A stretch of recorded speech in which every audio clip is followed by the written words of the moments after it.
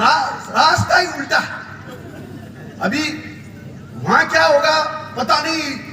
रात को सचिन पायलट के पास फोन आया सिद्धू का, बोले मेरे अनुभव का फायदा उठाओ, अगर पंजाब वाले मुख्यमंत्री की समस्या मिटानी है तो मेरी से बात करो। तो मुझे पता है वहां राजनीति में कभी कुछ हो सकता है, पर अपने को लेना देना नहीं है। अपन तो हास्य हंसी मस्ती वाले बात करने वाले आदमी है। अच्छा, मैं जब लुगाई की बात करता हूँ, उनकी कविता सुनाता हूँ, तो ये प्रेरणा जी कहते हैं देख यार आप अनिल को बीबी के बारे में ऐसा नहीं बोलना चाहिए। प्रेरणा जी ध्यान से सुन लो, यहाँ नांगल चौधरी में लुगाइयों की चलती है, मैंने देख लिया आकर। नहीं हंसने की बात से कह रहा हूँ। अपन जहाँ हम सब जगह जहां जहां कवि सम्मेलन में जाते हैं, माइक उधर रहता है जेंट्स के सामने, लुगाया अपनी साइड में रहे, और नांगल में सामने तो लुगाया जेंट्स साइड में। नहीं, ये मुझे पति से पता चलता है कि ये पावर में है। अच्छा, अगर लुगाइया पावर में है तो बाबा रामदेव, मेरे को समझ में आ गया रामदेव जी यहाँ से छोड़ करके वहां क्यों गए। आप में से कई बाबा रामदेव जी बन सकते हैं। मैं बताऊं, ये प्रेरणा जी कहते हैं यार आप बीबी के बारे में बोलते हो तो आप ध्यान रखो, बीबी होती है ना वो भगवान का प्रसाद होती है, उसको बड़े इज्जत से, बड़े मान से, बड़े सम्मान से रखना चाहिए। मैंने कहा ये बात तो ठीक है, पर मेरे को एक बात बताओ प्रेरणा जी, लुगाई अगर भगवान का प्रसाद होती है तो ये आजकल जो गर्लफ्रेंड होती है फिर वो क्या है। अब ये भी कहने आदमी, मैंने कहा बीबी अगर भगवान का प्रसाद हो तो फिर आजकल ये जो गर्लफ्रेंड होती है वो क्या है। बोले है तो ये भी प्रसाद, पर ये भेरुंजी का प्रसाद है। क्या कह रहे हो आप? जानते हो भेरुंजी के प्रसाद को कभी घर नहीं लाना चाहिए, कांकड़ तक रखते हैं, नहीं तो दोष लग जाता है ना। तो अपन इसी मस्ती वाले आदमी हो जा लोग। मैं बताऊं, मेरे को मेरी घर में भी हिमांशु उतनी ही चलती है जितनी इनकी चल रही है नांगल वालों की। सही कह रहा हूं। मतलब मेरी स्थिति यह है कि जब मैं छोटा था मेरे को कार्टून या ऐसे बच्चों के शो देखने का शौक था, लेकिन जो ही टीवी ऑन करता बापूजी आते न्यूज लगा के बैठते, मेरे को न्यूज देखनी पड़ती मजबूरी। अब मैं बड़ा हो गया, बाप बन गया, मैं न्यूज देखना चाहता हूँ, बच्चे कार्टून लगा के बैठ जाते। स्थिति बहुत खराब हुई। एक दिन मेरे को क्रिकेट का मैच देखना था, मैं ऑफिस से जल्दी आया, फटाफट घर आकर के मैंने वो मैच देखना था। टॉस ही हुआ था, टीवी उठाया, रिमोट उठा करके ऑन किया, टीवी चालू ही किया था, मैच शुरू ही हुआ था। इतने में मेरे पूज्य पिताजी पधारे, उन्होंने रिमोट उठाया और न्यूज लगा के बैठ गए। अब इतनी हिम्मत मेरी नहीं कि मेरे बाप के हाथ से रिमोट लेकर के चैनल बदल सकूं। मैं चुपचाप न्यूज देखने बैठ गया। इतनी देर में वो धड़कन, वो मेरी माँ आई, डेढ़ की दुल्हन आया, उसने रिमोट उठाया, बड़े अच्छे लगते हो लगा के बैठ गए। अब इतनी हिम्मत मेरे बाप की भी नहीं। हम बाप बेटे दोनों मिल करके वो बड़े अच्छे लगते हो देखने लग गए। इतने में धड़कन मेरी जिंदगी की आई, उसने रिमोट उठाया, क्राइम पेट्रोल लगा के बैठ गए। अब क्राइम पेट्रोल देखती हुई लुगाई का हाथ से रिमोट छीन ले, आप जानते हो रात को भी बुरे बुरे सपने आते हैं। तो न तो मेरी हिम्मत में मेरे माँ बाप की हिम्मत की उससे रिमोट लेकर के छीन ले और चैनल चेंज कर ले। अच्छा, इतनी हिम्मत आएगी कहां से? टीवी रिमोट तो उसके बाप का। पर अपन क्या मारवाड़ी आदमी, मैंने बीच में से एक टेक्निक निकाली। टेक्निक आपको भी बताता हूँ। एक दिन मेरी लुगाई ने मेरे को कहा प्लाजो ला के दो। अब मैं गांव का आदमी जानू ही नहीं, बोले प्लाजो ला के दो।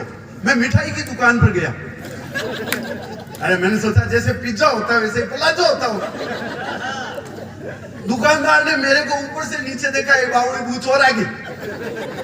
अरे बोले जान, ये प्लाजो है वो खाने की चीज नहीं है, पहनने की है। अरे मैंने कहा भाई जी होवे क्या को है बताओ। अरे बोले वो उदाहरण कैसे थे? बोले दशहरे पर रावण बनाते हैं, रावण के नीचे जैसे पहनाते हैं ना,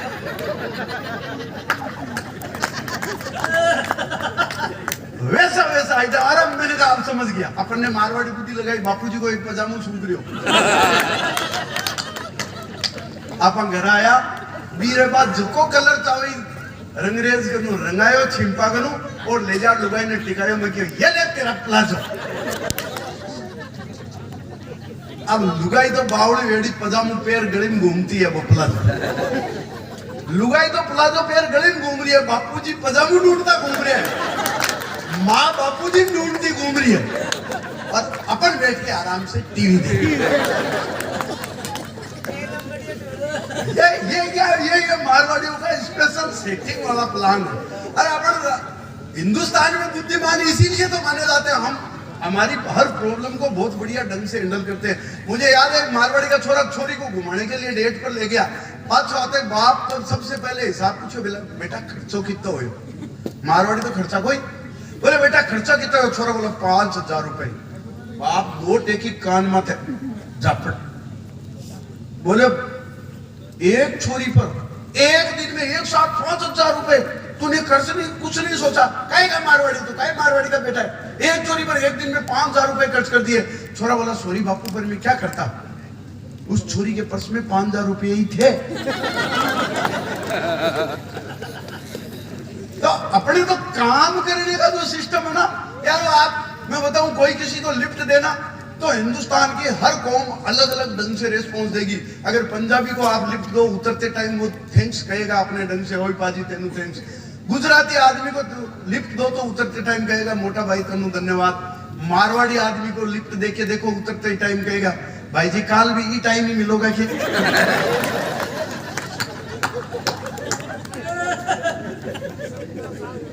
अपने खून में ऐसी चीज है, मैं क्या करूं। वो एक मारवाड़ी की दुकान पर एक आदमी ओढ़ना लेके आया, बोले आपकी दुकान से कपड़े का ये ले गया था कपड़ा, आप तो गारंटी ले रहे थे, एक बार धोया है, एक बार पहना है, एक बार पहनते इतना ओछा हो गया, इतना छोटा हो गया, बताओ क्या करूं। एक बार साबुन से धोया है, एक बार पहन के एक बार साबुन से धोते इतना अच्छा ओछा हो गया, इतना छोटा हो गया, क्या करूं। मारवाड़ी बोले यार करना क्या है, उस साबुन से तू ना ले।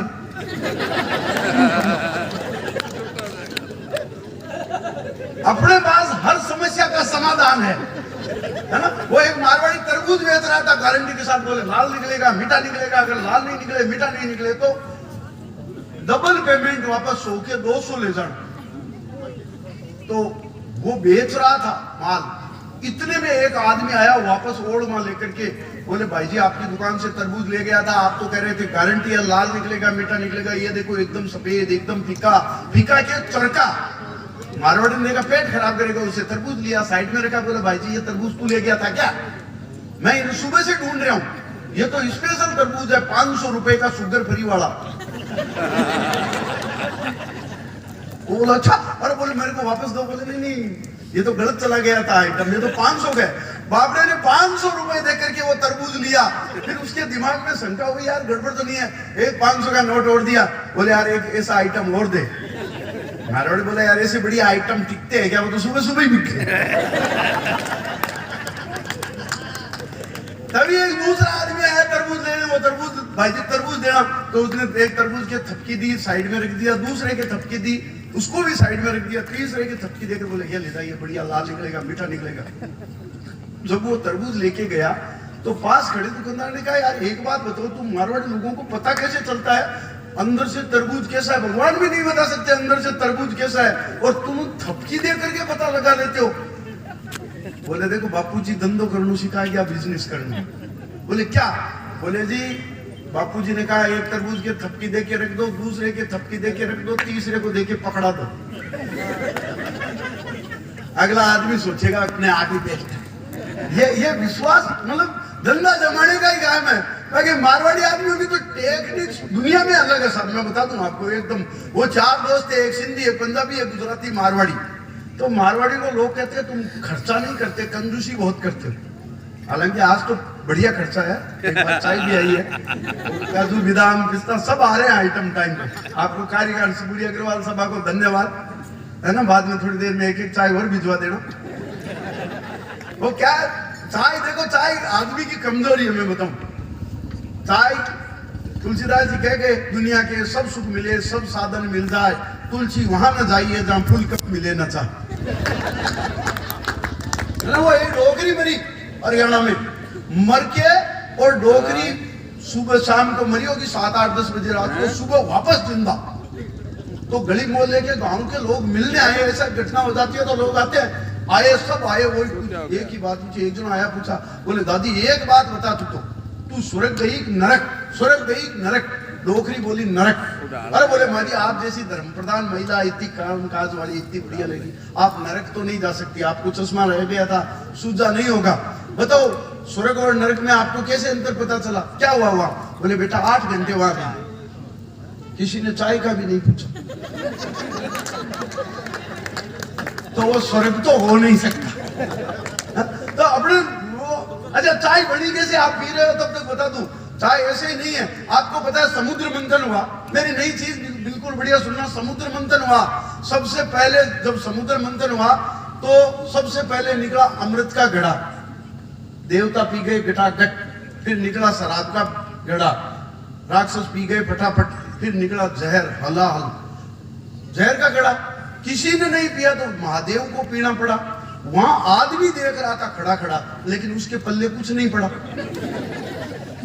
तो उसको बड़ा गुस्सा आया, उसने जो तीनों खाली घड़े थे उनको फोड़ा, जमीन में गाड़ा, तो वहां से एक पौधा निकला, उसके जो पत्ती निकली, उस पत्ती को जब उबाला तो उसमें अमृत का सा मजा, जहर की सी कजा, दारू का सा नशा, यानी टॉक्सिनेशन, इटरनल और एल्कोहल, TEA तीनों एक साथ मिले, उसी का तो नाम चाय पड़ा।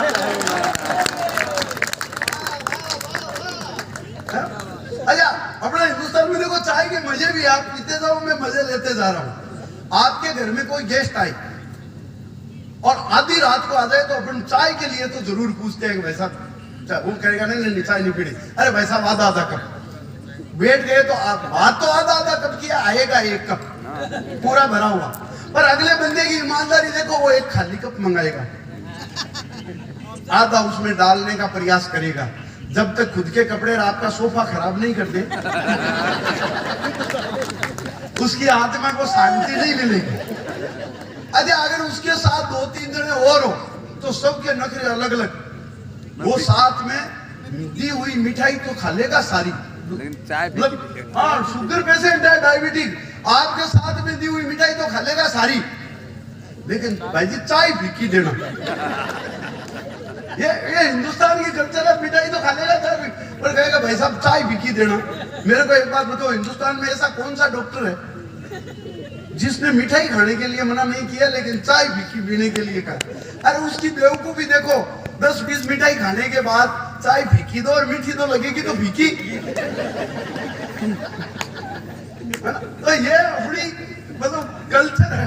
मैं कहां चल रहा था, बीच में बात आ गई तो मैं बढ़ता हूँ। मारवाड़ी की एक आध बात तो छुपो लो, चाय आप ही तो दे रहे हो फिक्की। हाँ भाई थे याद दिला रहे हो, बढ़िया बताओ। देखो पुलिस वालों ने सेवा बहुत की कोरोना काल में 2 जनों ने सबसे बढ़िया सेवा की, एक तो डॉक्टर्स नर्स वगैरह ने, एक पुलिस वालों ने। अच्छा डॉक्टरों ने कम से कम ये तो पूछा वैक्सीन देती टाइम कि पिछली किधर लगी थी।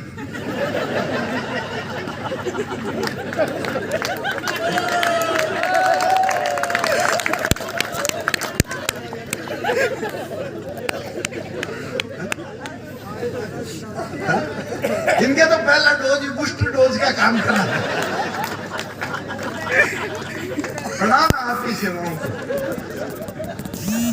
वो मुझे याद है, मेरे मोहल्ले मेरे सामने एक मोहनलाल जी गुप्ता रहते, तो गुप्ता जी के लुगाई ने वो कोरोना काल के दौरान जब लॉकडाउन लगा हुआ था तो पहले तो वो कोई प्याज पत्ती लाने भेजा, फिर थोड़ी देर बाद में तेल लाने गए, फिर थोड़ी देर बाद में कुछ लाने गए, फिर बोले बेसन और ले आओ, और वो अग्रवाल वाले कोने वाली दुकान है ना, वहां से लाना थोड़ा दूर बताया, वहां से ठीक रहेगा। और फिर मेरी वाइफ को कह रही थी कि हमारे ये तो ऐसे ही है, एक भी काम ढंग से नहीं कर सकते, 4 बार जाना पड़ता है। वो पड़ोस के शर्मा जी को देखो, पहली बार में पीट पिटा के आ गए। मतलब काम भी सारा टारगेट से होता है। मैं हंसी मस्ती तक की बात एक आप तक पहुंचाना चाहता हूँ। मैं तो देखो ऐसे ही रात में चटे, मेरे फेसबुक से बहुत सारे लोग जुड़े हैं और मुझे रेस्पॉन्स देते हैं, तो फेसबुक की प्रतिक्रिया आप तक पहुंचती रहती है। मैं कुछ हंसी मस्ती की बात आप जानते हो, मैं जयपुर रहता हूँ, जयपुर है टूरिस्ट प्लेस, वहाँ अंग्रेज बहुत आते हैं। एक अंग्रेज आया मेरे घर, मैंने कृष्ण के नाते उनको दी स्वीट डिश। अंग्रेज बोला व्हाट इज दिस? अरे मैंने कहा सुन, दिस इज गुलाब जामुन। अब अंग्रेज बापड़ा क्या जाने गुलाब जामुन, उसने मेरे से पूछा व्हाट गुलाब जामुन? तो मेरे को जितनी अंग्रेजी आती थी मैंने सरकाई। मैंने कहा sir it is energy capsule.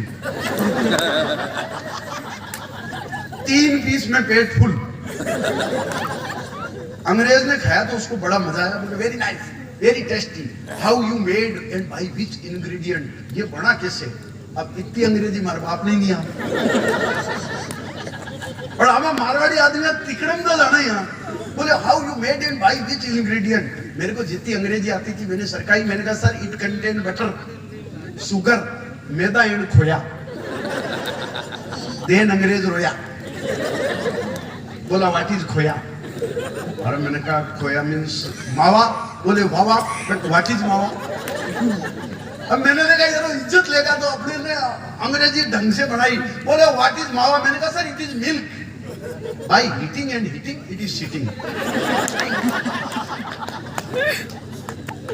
Bye more and more heating it is fitting, through making loya we say it khoya, it also use in every sava so we call it मावा।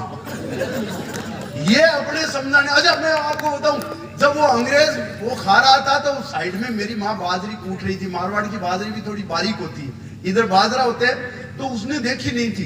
बोले वाह विच गोल्डन ग्रेन, सोने जैसा, और golden grain and you are eating and why your mother is beating with cruelty. तुम्हारी माँ मूसल से इतने बढ़िया धान है, इस सोने को इतने ढंग से बुरी तरह से क्यों कूट रही है। तो उसने भरी मुट्ठी और चखा तो वाह very nice, very tasty, but why are your mother beating with cruelty. दोबारा भरी मुट्ठी, फिर बोले very pretty, very nice, very tasty, very sweetie, but why your mother beating with cruelty. तुम्हारी माँ इसको इतनी निर्दयता से कैसे मार रही है। वो मुट्ठी भर भर के बाजरी खाता रहा। ऐसा करते करते उसको स्वाद आया, 10-12 मुट्ठी बाजरी खा गया। रात को तो कुछ नहीं हुआ।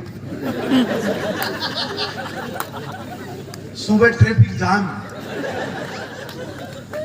वो एकदम पसीने से लाल पीला होता मेरे पास आया। बोले मिस्टर मारवाड़ी, अपनी मदर को बोलना 2-4 मुसल मेरी तरफ से भी मारना।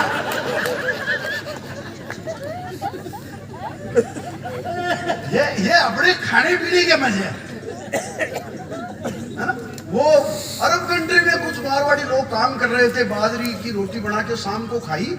तो एक अंग्रेज ने देखा, जो सुपरवाइजर था, ओवरसीयर था, जेईएन एईएन कुछ इंजीनियर था, उसने देखा they are eating cemented bread,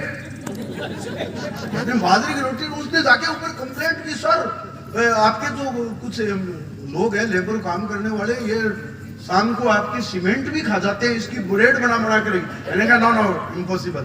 तो उसने एक अंग्रेज को भेजा और ये पता करने के लिए कि कल तू ध्यान रखना शाम के टाइम ये सीमेंट की ब्रेड बना करके खाते हैं, खा सकते हैं। तो अंग्रेज दूसरे दिन आया, उस दिन मारवाड़ी लोगों ने दाल बाटी बनाई थी।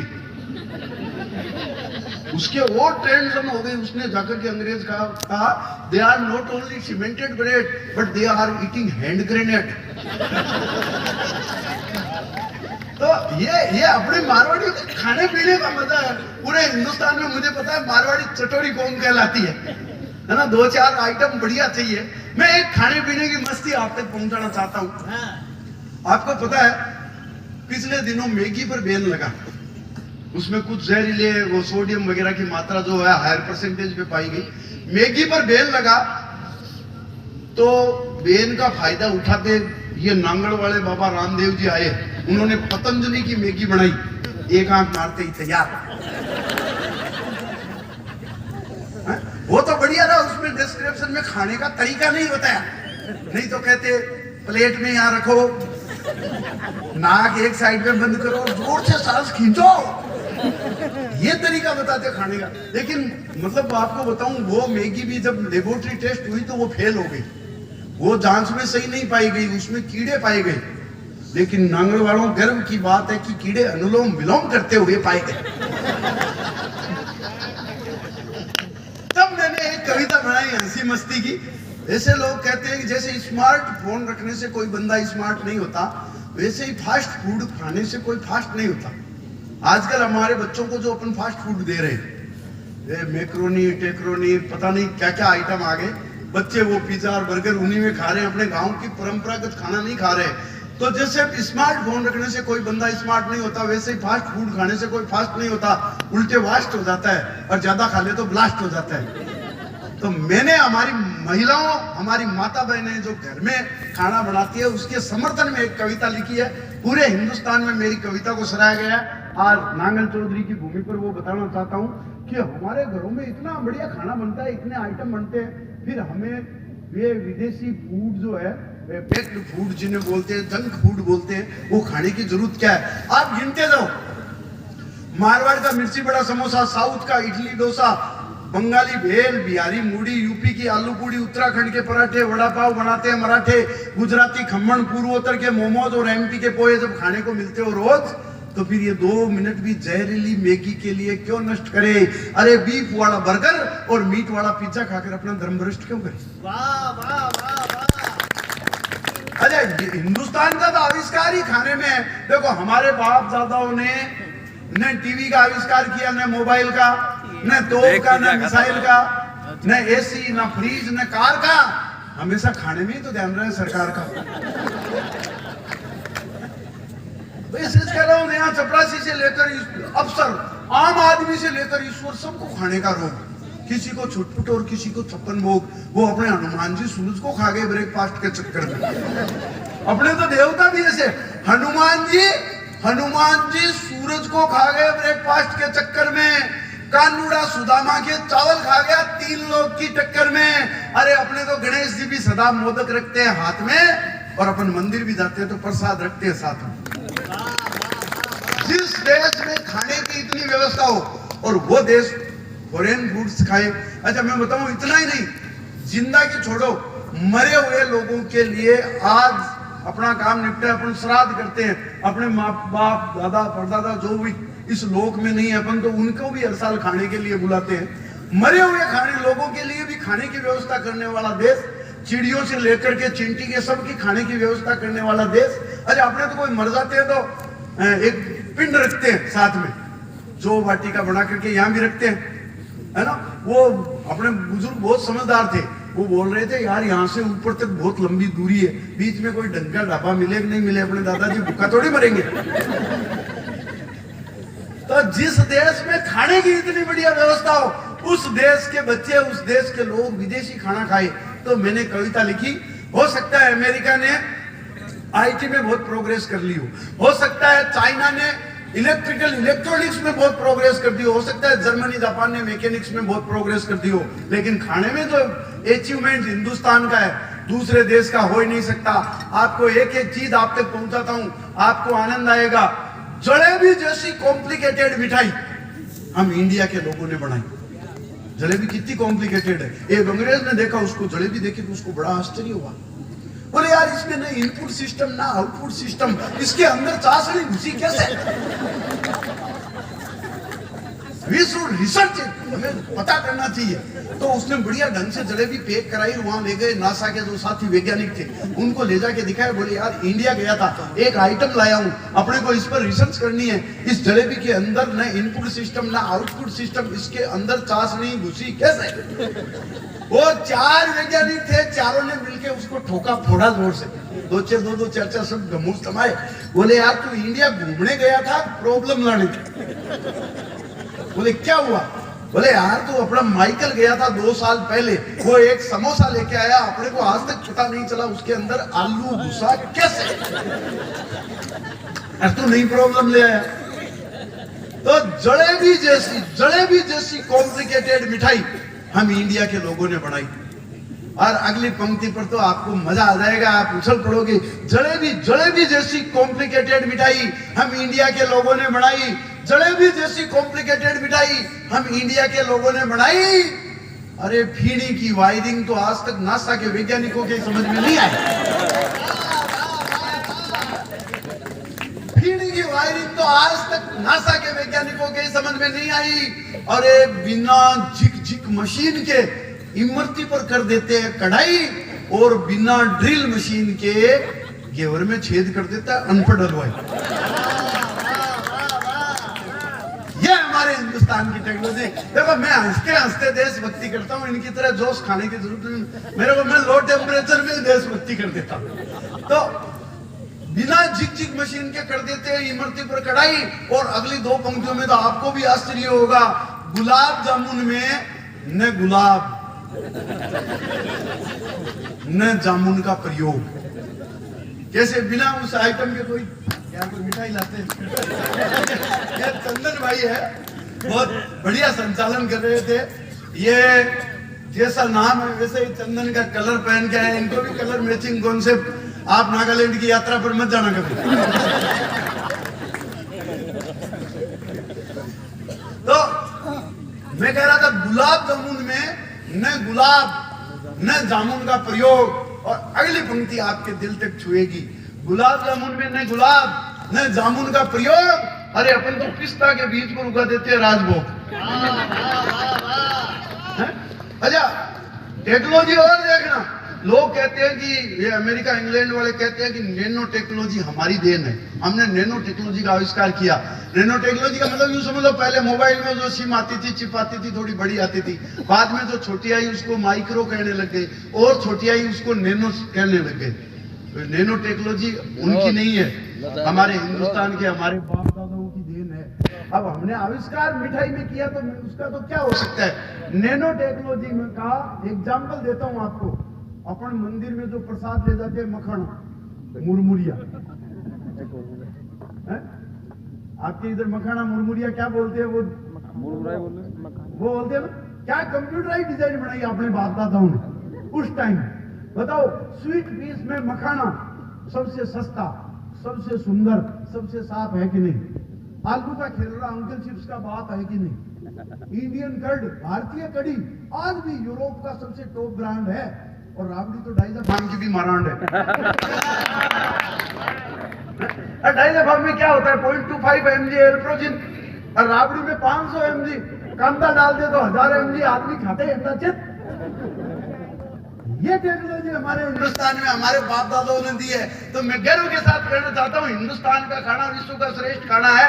हालांकि अखबारों में रोज आता है इंडिया के लोगों को न्यूट्रिशन नहीं मिल सकती, पोषण की कमी है, पोषण पूरा नहीं हो रहा, उनमें न्यूट्रिशन पूरा नहीं है, उनको आवश्यक तत्व नहीं मिल रहे हैं। और वो बेवकूफ ये नहीं जानते भाई, जिन देश की आबादी 5, 7, 10 लाख 20 लाख है, वो किसको कह रहे हैं? जिस देश की आबादी 130-40 करोड़ है, उनको कह रहे हैं कि न्यूट्रिशन नहीं मिल रहा है, पोषण मिल रहा है। एक बात बताओ, अगर हमारे बाप दादाओं को पूरा खाने को नहीं मिलता, न्यूट्रिशन नहीं हुआ, उनको पोषण नहीं हुआ, उनको मिनरल्स और एलिमेंट जो पूरे नहीं मिले, उसके बावजूद हमारी आबादी 135 करोड़ पार है। अगर उनको पूरा खाने को मिल जाता तो 200 करोड़ होती ये है। अब जमाना हुआ। पहले तो मैं सच कह रहा हूं, हम 10 भाई बहन हैं, 10 भाई बहन हैं, और मोहल्ले में सबसे गरीब पैसों के हिसाब से नहीं, हम 10 भाई बहन हैं, मोहल्ले में सबसे गरीब। और गरीब इसलिए कि इधर वाले के तो 13, इधर वाले के 15, दोनों मिलकर के मेरे बाप को हे दृष्टि से देखते थे। उनकी नजर में तो हमारा छोटा परिवार सुखी परिवार ही था। अच्छा, सुखी भाई 10 भी कोई बड़े बात नहीं है। तो मेरे पिताजी का क्या दोष है? हमारे आदरणीय लालू जी, उनके भी तो 9 है, उनके तो एक मिस्टेक और है।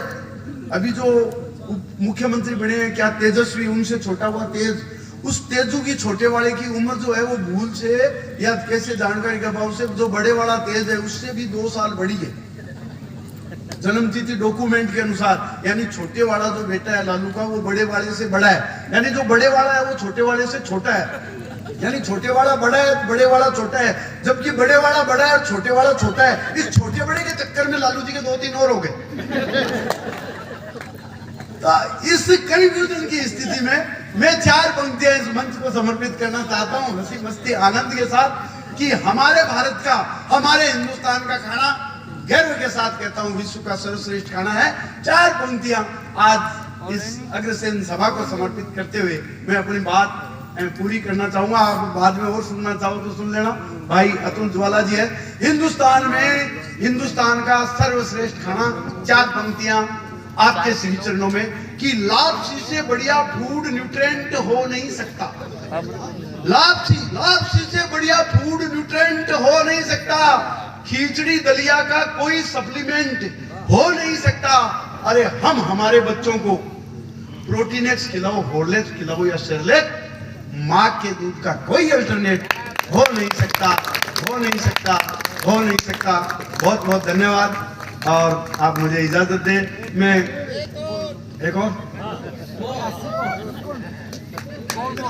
चलो एक बात बताओ, मैं आपको थोड़ी अलग हटके एक नई चीज सुना दूं तो आपको भी लगेगा। मेरा कवि सम्मेलन में ये जितने बुजुर्ग लोग आए, नहीं तुम्हारे मुंह से सब कुछ बढ़िया ये लगता है। मेरे खेड़े में तो हम ऐसे ही मस्ती करते रहते हैं। मैंने एक नई रचना लिखी है। हमारे मारवाड़ में पूरे गायों को एक रोग हो गया, लाम्पी रोग। इधर मुझे पता नहीं है कि नहीं, यहाँ तो ज्यादा है। एक चूंकि अग्रवाल समाज गौ सेवा में पूरे हिंदुस्तान में सबसे ज्यादा सेवा करने वाला समाज है, सबसे ज्यादा अगर गाय माता की सेवा कर रहे हैं तो ये अग्रसेन बंधु आपको गर्व होना चाहिए। मैं चाहता हूं इस गौ सेवकों के सम्मान में ये जितने कवि बैठे वो एक तालियां बजा करके मुझे आदेशित करें।